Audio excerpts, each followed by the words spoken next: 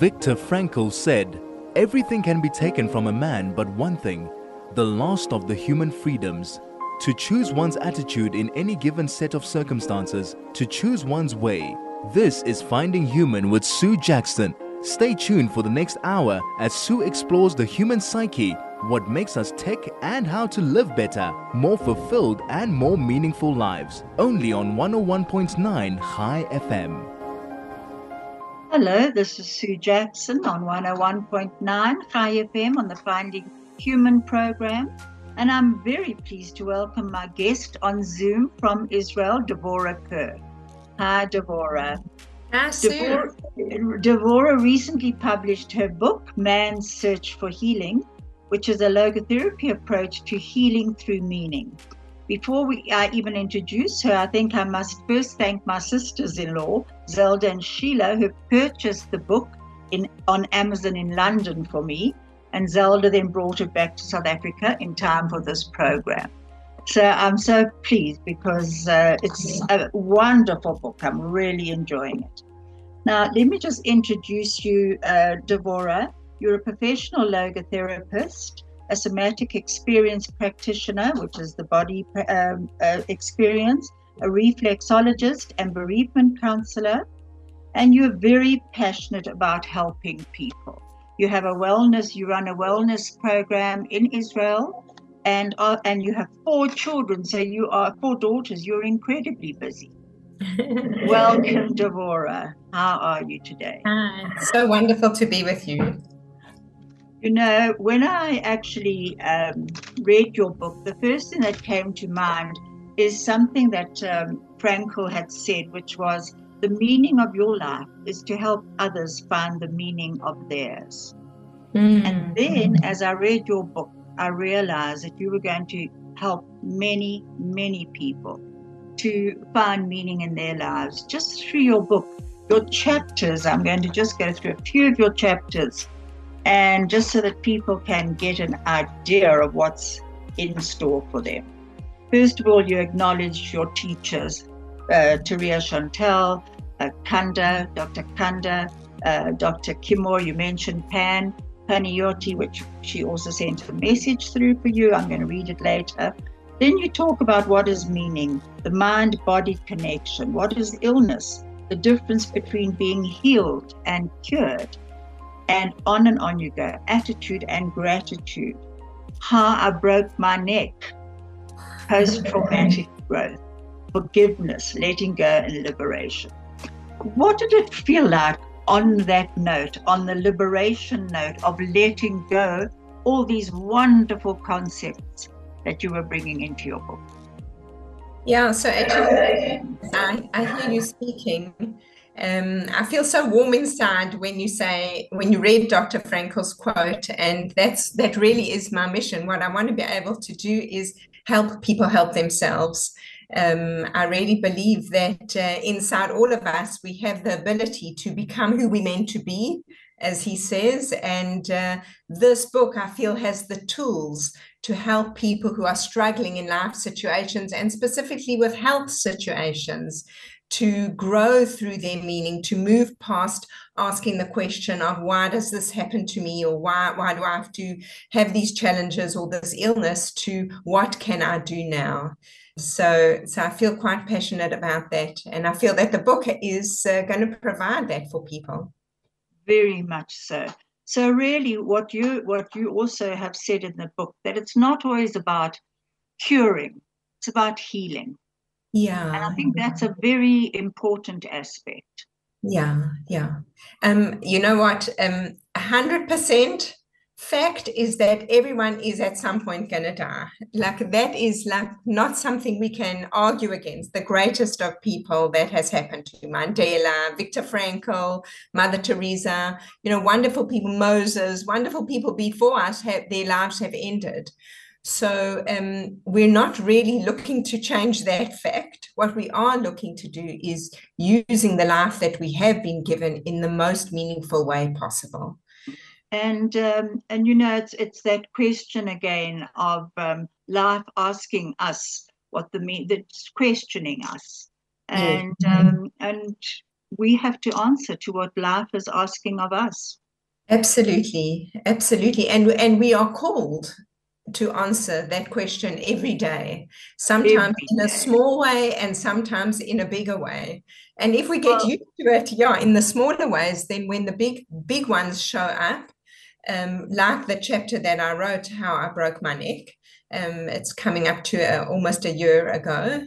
So when we are asked, to show up on a big way, if we've been practicing with the little things, then we are better able to suit up for when the big things show up.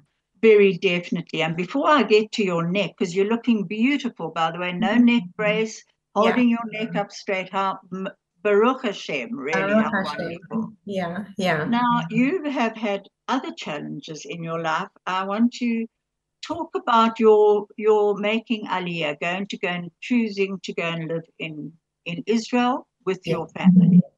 Okay. So since I was 15 years old and I went on Ulpan to Israel, the seed was planted, the bug, Zionism, and a very strong connection to the land and the people. And I wanted to always go. And actually, I opened my family's tick in 2001. And then it took me about 10 years to convince my husband. And one day it just all fell in place and it was meant to be. And in 2011, we actually made Aliyah. So for me, it was really a big dream, a huge dream to come and now to live and work and be in Israel is a spiritual dream as well as a Zionistic dream. So to be a part of the land and the people is just beyond words. But before that feeling came in, and I'm sure you were always Zionistic, Yeah. but before that feeling of knowing you were living there and you were actually touching the land, there were challenges, weren't there? You went with your 4 daughters. Of course, my husband, it wasn't easy at all. And where I was very lucky is I had already, before we made Aliyah, I'd started studying logotherapy at UNISA with my wonderful teacher, Dr. Devorah Chantal. My teacher also and mentor. Yes. And she was actually the supervisor of my my logotherapy thesis project, which was such a gift to have her. I really feel as if Devorah, who studied under Dr. Viktor Frankl, she's almost like Yehoshua is to Moshe. So I feel like I have her guidance above me, which has been very, very meaningful. So after I completed the introductory course at UNISA, we decided to make Aliyah, and I went to Devorah and I said, listen, Devorah, I won't be able to continue. I'm going to live overseas. So she said, oh, where are you off to? So I said, I'm going to Israel. She says, marvelous. I live in Modi'in. And I'm like, what? I couldn't believe it. And she said, she told me her story, how she converted and that she's a Jewess and that she lives in Israel. And she invited me to join her private logotherapy class. So from the minute I landed in Israel, with all the challenges that came with me, on the one hand, I was dealing with all the difficulties of my teenage children and my husband and myself adjusting to a new culture, new language, working situations. On the other hand, I had this incredible support from growing the logotherapy inside of me and nurturing that side, which helped me get through the challenges of Aliyah. Oh, fantastic. It just came when you were meant to have it, which is that synchronicity of life, which is so beautiful if you just allow it to unfold. Yeah, but absolutely. As you're speaking, it reminds me of something that Rumi said, because you're talking with such passion about logotherapy, about Dr. Devorah Chantal, about your Aliyah, what Israel means to you. And Rumi said, let the beauty of what you love be what you do. Absolutely. That's such a beautiful, beautiful quote. It is such a beautiful quote. What a beautiful quote. And I think when we do what we love, it brings so much joy into our lives as well, especially if what we are doing is of service to others as well. Thank you, Craig. This is Finding Human with Sue Jackson, only on 101.9 High FM. Hello, this is Sue Jackson on 101.9 High FM, And I'm back with Devorah Kerr, and we're about to hear a very short YouTube by Viktor Frankl on dealing with pain. Thank you, Craig. We're going to meet Viktor Frankl, the internationally famous psychiatrist, writer, and lecturer. He deals with the most common ailment of our time, meaninglessness. Certainly nobody of us is spared suffering at one time or another. But everybody, in the midst of suffering, is given a chance to bear testimony of the human potential at its best, which is to turn a personal tragedy into a human triumph. Dr. Frankl, what is meant by logotherapy? Therapy means healing, and logos means meaning. Thus, logotherapy is really healing through meaning, although this, of course, is an oversimplification. The lesson one could learn in Auschwitz and in other concentration camps in the final analysis was those who were oriented toward a meaning to be fulfilled by them in the future were most likely to survive. Is a finite freedom, a limited freedom. That is to say, a human being is never fully free from conditions, be they of biological or psychological or sociological kind. But the ultimate freedom is always and remains always reserved to ourselves. That is the freedom to take a stand to whatever conditions might confront us. How we react to the unchangeable conditions is up to ourselves. In other words, if we cannot change a situation, we have always the last freedom to change our attitude to that situation. This is Finding Human with Sue Jackson, only on 101.9 High FM. Hello, it's Sue Jackson, and I'm back with Devorah Kerr from Israel. And we were talking about her book, which has just been published, called Man's Search for Healing. And it's a logotherapy approach for to healing through meaning. This has come through, Pan sent this to me for you, Devorah. And I see that you've got a whole chapter actually for Pan on when she writes about her terrible pain and how forgiveness comes in. And she said, just hang on a sec. Here. It's wonderful to hear about your now published book, Devorah.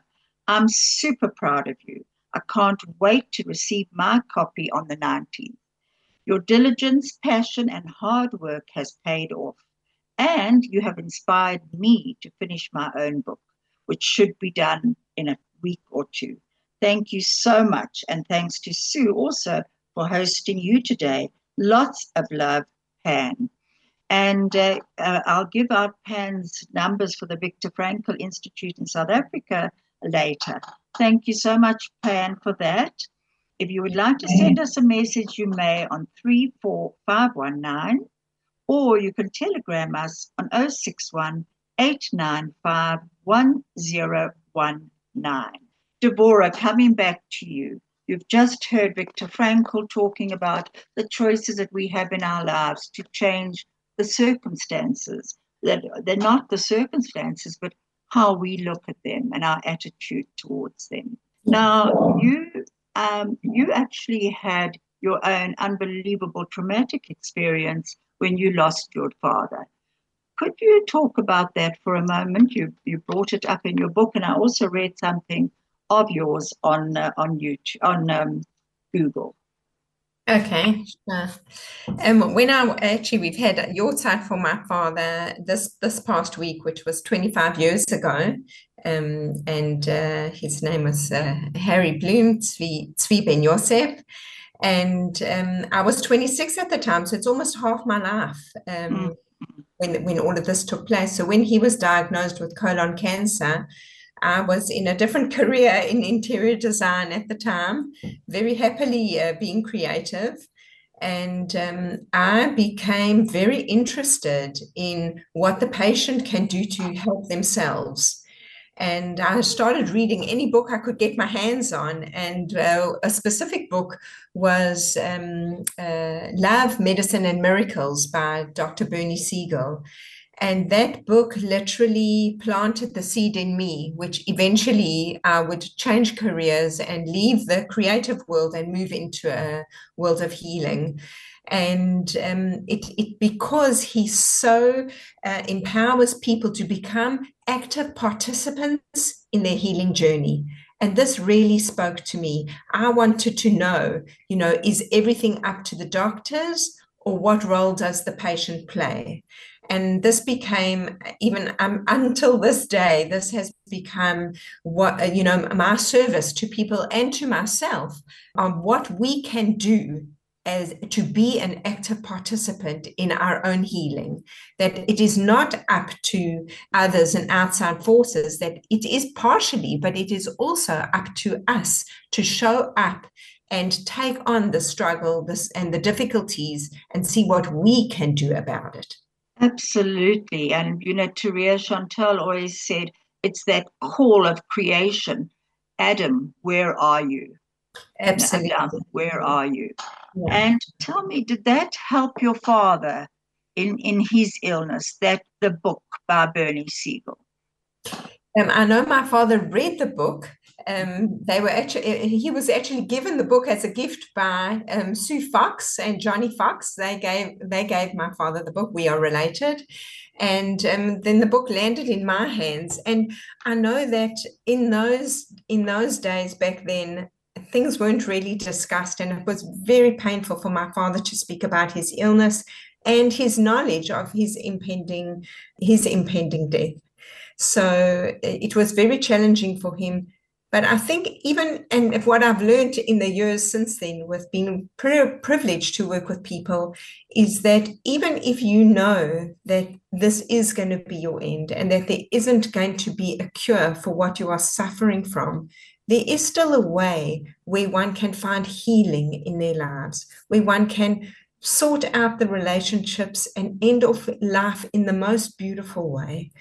And I think this is what my father did, even although I was only 25 at the time when he was sick.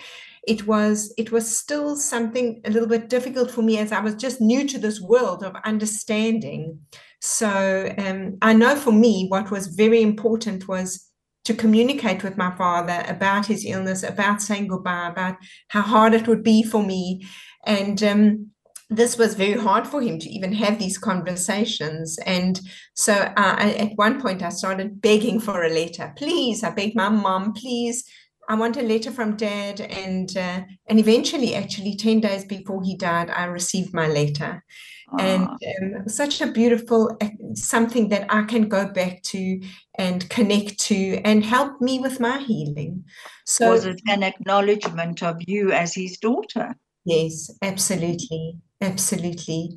And a bracha for my future. My father, as I dedicate the book to him, and I'll just write a short line, which is, everyone should have a cheerleader. I love that. And that was my dad in my life. And I think after he died, I had to learn how to create a new relationship with him, that he could still be my cheerleader, and he still is today, to this day.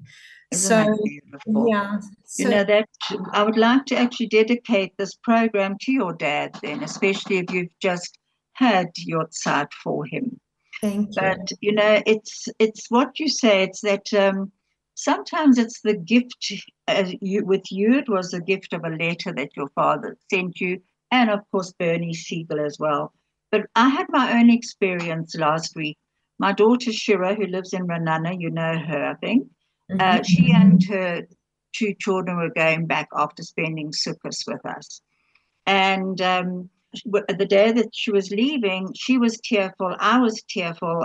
Her little girl of 3.5 was tearful. Everyone was tearful.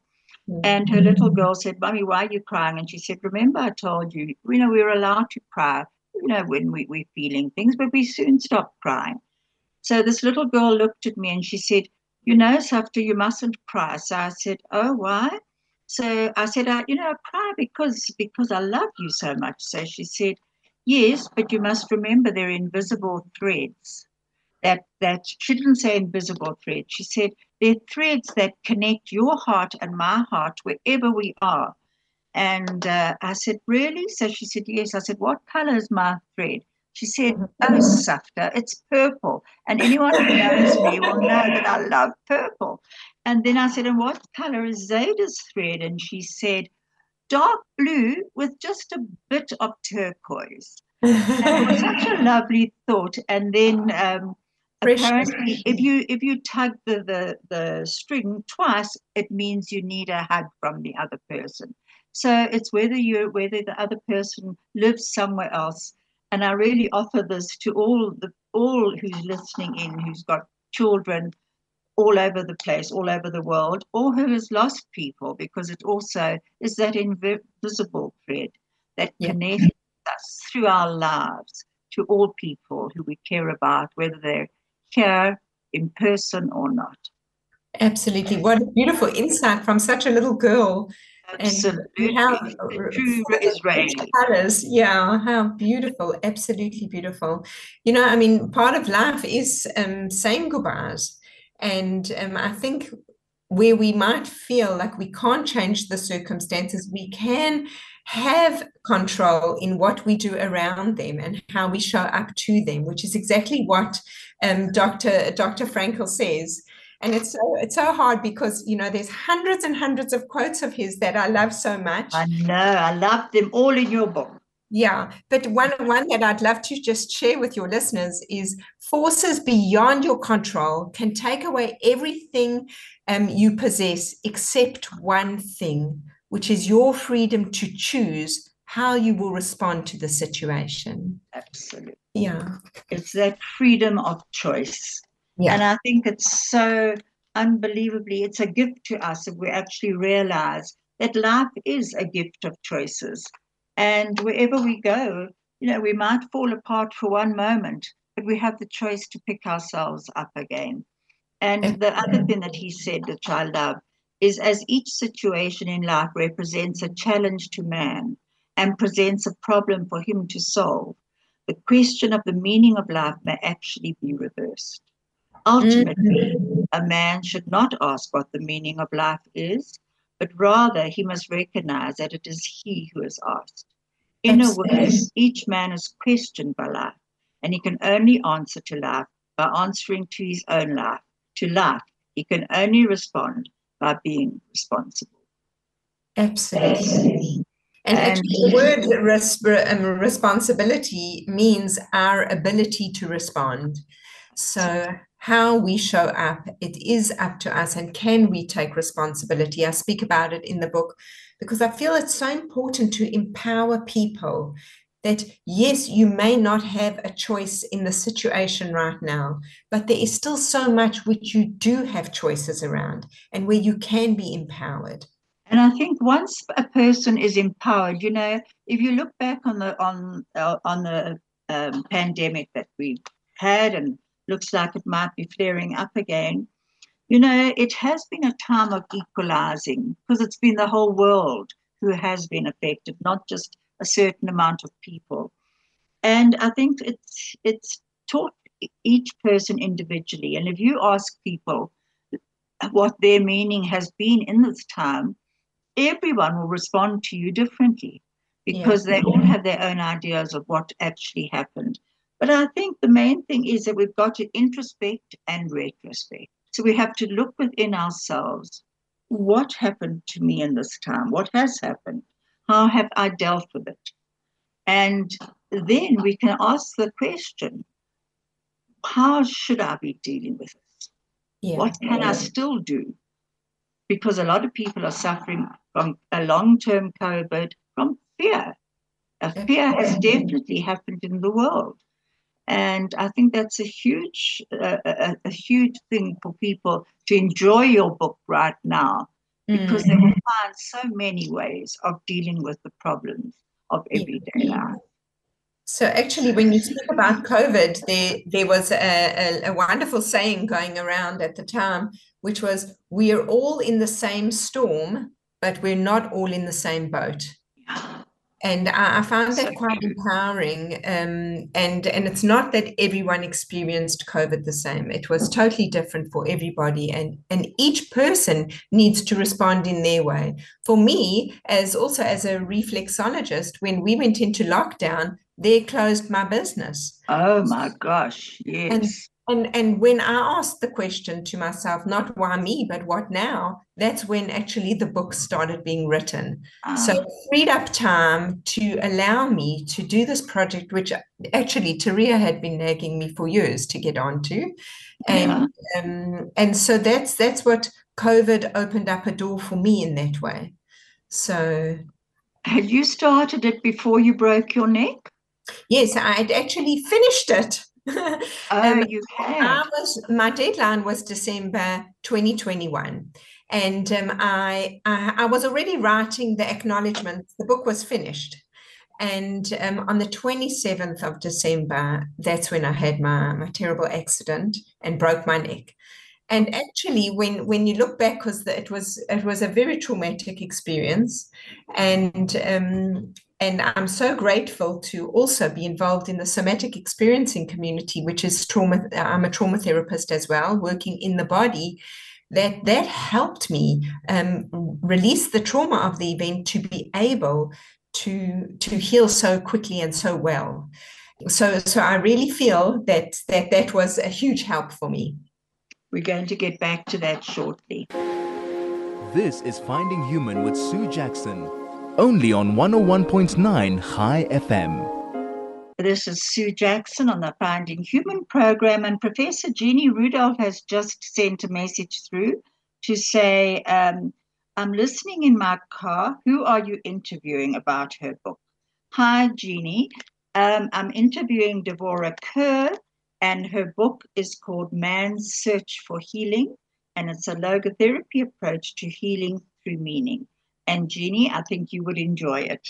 Everyone listening in, I think you would all enjoy it. Right, we're going back to your breaking your neck story. Take me back to the initial shock of tell our listeners what happened. Okay.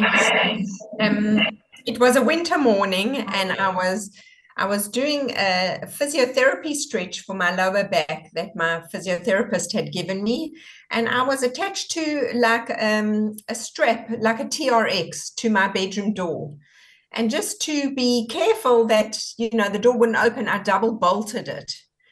And I had been doing it for a couple of days already, and the stretch was marvelous for my lower back. You climb into the strap and you do like a downward dog stretch, and it was very opening. And I had my hands on the wall next to me, so giving extra opening. And then the strap malfunctioned and unraveled, and it dropped me on my head. Oh my word. Yeah, so that was very, very scary. And I write the story in the book, but what I knew something was wrong. I knew it was bad, and I had watched enough Grey's Anatomy to know that I mustn't get up. Grey's Anatomy. Yeah. And I was also in my bedroom by myself in a locked door, behind a locked door. Terrifying thought. Absolutely, absolutely. And I feel so blessed, even in that moment, that as a trauma therapist, I knew how to respond to myself as if I was my own patient, my own client. And I knew when the shaking in my body and the electricity in my neck started, that this is exactly what's meant to happen. And I could be there for myself in a very meaningful way to calm myself down. And I had also around me, being my bedroom, many resources of things I love to look at and things that I like to see, and special memories that took place in my bedroom that could provide me with the calm that I needed to help the panic that my body was experiencing. So you actually calmed your mind enough to look around and Yes. see what could help you. Yes, I remember saying Amazing. to myself, Devorah, and I was stroking my arm, this is exactly what's meant to happen. Everything's okay. And look around, look at your beautiful plants, look at your photos, look at everything around me was there, which could bring me comfort. And this is something we do in trauma therapy, is we bring in resources to help release the trauma as well. Amazing. Yeah. And then what happened? Go on telling us the story. So then I was reaching out to people who could help me, and my husband was away up north, so he was 2 hours away. So I reached out to friends and family who could come, and I knew, someone has to get this door open and get me out. And I read in your book that you managed to reach your phone. Yes, Baruch Hashem, everything happens for a reason. And in synchronicity, as you say, I slithered out the way, and I was lying on the cold floor. So I pulled my duvet from my bed to cover me, and on my duvet was my phone. So my phone landed on me, which was really such a blessing that I could call for help. And my daughter, I had a daughter, my daughter Tali was at home, and thank God. And she also jumped into action. And, within minutes, as you know, we have also Hatzola here. And the fire brigade came, and my wonderful neighbor, he brought his crowbar to break the door open. And within minutes, like also knowing that there was help on the other side of the door helped me as well, knowing, help is coming. And I could also calm myself by telling myself help is on the way. And Sue, it looks like you've frozen. Are you still hearing me? No, I'm still hearing you. Okay, so it was very calming for me to know, within minutes they will come in and they will get me to hospital. And actually, when I was lying there, because there was so much pain in my head, I thought it was something to do with my brain. And I had read this book by, I've forgotten the name, My Stroke of Insight, which is this scientist who has this stroke, and she's a brain scientist, and she knows exactly where the stroke is happening. So I knew from her book that because I could wiggle my feet, I kept telling myself, this is a good sign. And I knew my name, and I knew what day it was. So I could keep reassuring myself that, I think everything's okay, even although my body was telling me it's not. So it was all in your attitude, really, of how you actually accepted what was happening to you. You didn't give in to the panic or the fear. You chose your attitude. Absolutely, absolutely. And it's so funny, Sue, because the book was written, and then in my recovery afterwards, it was like I had to take every chapter from the book and apply them to my life, which made it actually so rich that I could add a bonus chapter to the book on, walking your talk. And absolutely. That's why I thought perhaps you had written it after, while you were still recovering. For people who actually want to get Devorah's book, it's not in South Africa yet. Just tell us when it's going to be here. Okay, it actually is in South Africa. It's really super exciting. Oh, good. Yes, there's 2 places where it is available, and it is already available. You can go today to get one. The first place is at the Kollel Bookshop in Glen Hazel. They have stock, and my sister Lana Schoenfeld is also selling it. So if people know Lana, you can get in touch with her, and she has books as well.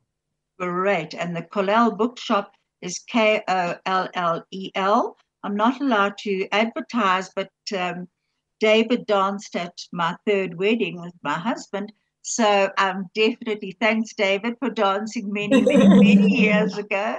And this is a free advert for the Kollel. David danced at my wedding too. David and Fiona are dear friends of ours. So good. Yeah. Well, funny enough, David says that we were the first wedding he danced at with the Kollel group. Now, your story of your neck reminds me of Jerry Long. Viktor Frankl talks about Jerry Long. And he was a young boy who dived into it's almost like a trench, I suppose. They thought it was very deep. He was 17 at the time, and he broke his neck. And when he eventually got hold of Viktor Frankl, he sent him a message and he said that he had broken his neck, but it had not broken him. And he went on to become a psychiatrist, a logotherapist, to be a motivational speaker, to help many, many people. He remained paralyzed from the neck down, and with all of that, he still managed to realize that there was a deeper meaning in all of this, and the meaning was for him to reach out and be an example. Absolutely. Amazing.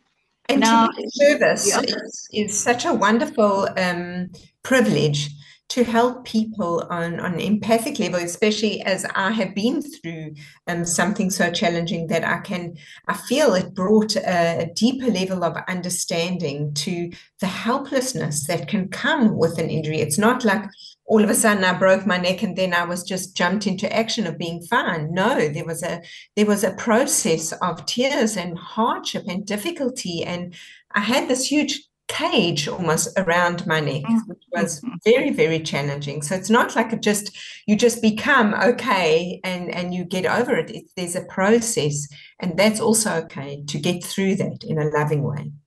And that's the demand quality of life. That's the moment by moment how we are challenged by that demand quality. We're going, thank you, Craig. We'll be back shortly. This is Finding Human with Sue Jackson, only on 101.9 High FM. Hello, this is Sue Jackson, and I'm back with Devorah Kerr, and we're talking about her book and many other things, which you'll find subjects in her book. And the book's called Man's Search for Healing, and it's a logotherapy approach to healing through meaning. You can get it at the Colel bookshop already and through her sister Lana. If your business has lined up unbeatable deals for Black Friday, we would love you to tell our listeners about it. Call the High FM office on 0101 40 40 90. By the 17th of November, 101.9 High FM, 101.9 megahertz of life. Hello, Devorah. I'm back with you again. And you know what? We're going to be kind of told shortly to wrap up. So I just wanted to say what Pooh Bear said, and I love this. So for all of you who have said goodbye to children who have gone live overseas, or you're going to be living overseas, Pooh Bear says, how lucky I am to have something that makes saying goodbye so hard. That's what he says to Piglet, and I love that. Now, Devorah, on a different tack, there's the sun and the moon are in alignment tomorrow, well, tonight, actually. My friend Judy from Australia let me know. This is her exact message. On a different tack, if you're interested, the Earth, Sun, and Moon are in alignment tomorrow night, creating a blood moon eclipse. It's the last full lunar one till 2025. What does nature mean to you? Nature is a huge resource of mine, and actually living in Israel has been so wonderful because the closest Tiyul, the closest hike is really close, and I spend a lot of time in nature. So nature is really where I feel alive and I feel open and I feel connected spiritually in nature. And for me, it is a huge resource. And yeah, everyone needs to find what their resources are. And there's so much we can learn from nature, bring into our own lives. I mean, even the fact from the moon, we can learn that, it disappears, it waxes, it wanes, it gets bigger, then it disappears. There's fullness of it, it reaches potential. And this is really, I think, like the story of our lives. That is how life goes. On the heart monitor machine, something which goes up and down is the sign of life. And this is what happens in our lives, is that things get difficult and things are wonderful. And how we move, I think, between the two of them is really, we have a choice how we, transition between the challenges and the blessings as well. Exactly as Pooh says, when we create relationships, it is something that can be so meaningful. Absolutely. And when you talk about the moon, I was just thinking, when it's dark in one area of the world, it's light in another. And I think that's also what happens in our lives. We do go from darkness to light, and it is that demand quality of life. What is life asking of us right now, perhaps in the darkness? I don't know if you've noticed that I'm sitting with a torch on here. I'll show it to you because all our electricity's off and our inverter's not working. But thank goodness I've got a separate inverter for my computer, which is an absolute brocha. Devorah, now in Israel, you mentioned in one of your posts about the trauma of the sirens. Right. Just tell me a bit about that. We're probably going to be told to wrap up. We are already, but just tell me shortly about that. So this is a beautiful thing, actually. How I started to connect to the sirens is we firstly had to get used to that. Shortly after our Aliyah, we had to get used to running to our bomb shelter. But how I feel about the siren is that this is this incredible blessing that the government can alert all its citizens to get to safety. So each time I hear the siren, I feel the sense of unity with Am Yisrael all around me, that we are all given this, yes, this is dangerous, but here's your gift, get to safety. Wow. So, yeah. What a way of looking at it. Yeah. Changing that negativity to something of connection. Yeah. And interconnectedness. That's beautiful. I love it. Yeah. Devorah, please give, I'm being told to wrap up. I'd like to first of all give the Viktor Frankl Association in South Africa address out, because I have been a few messages coming through asking. Admin at VFISA, all small, .co.za, and phone number 079 370 7702, and you can speak to Panayoti Rael. And Devorah, just give me your email address for people who would like to contact you. Okay, it's kur.devorah, DEVORAH, @gmail.com. And my website is dkwellness.co.il. Wonderful. Thank you so much for being on my program. We're going to be ending with a song, Search for the Hero Inside Yourself. And what I loved, it says, search for the hero inside yourself. Search for the secrets you hide. Search for the hero inside yourself until you find the key to your life. How beautiful. And thank you, Sue. This has been wonderful to meet you this way, and to all my friends and family that are listening and being so excited for me. Thank you for your love and care. Thank you so much, Devorah. The podcast will be out later for anyone who wants to pick it up. Go on to Chai FM, Finding Human, and you'll find our podcast. Thank you again, Devorah. Thank you, Craig. Thank you, Makundi, and thank you, Busi.